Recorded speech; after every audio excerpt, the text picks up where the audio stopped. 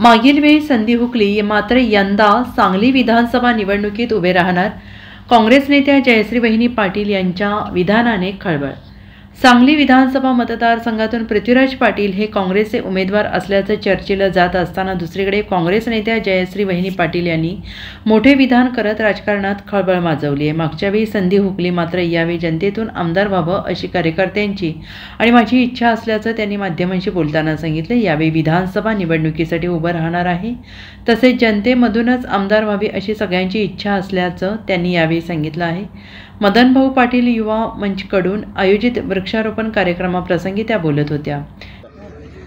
हो 100% आहे आणि मागच्या वेळेस जी संधी आपली हुकली आहे तर या वेळेला नक्कीच उभं राहायचं लढूनच आमदार होणार लढूनच आमदार होणार जनतेतून आमदार व्हावं ही कार्यकर्त्यांची आणि माझी सुद्धा इच्छा आहे। Bureau report SBN Marathi Sangli.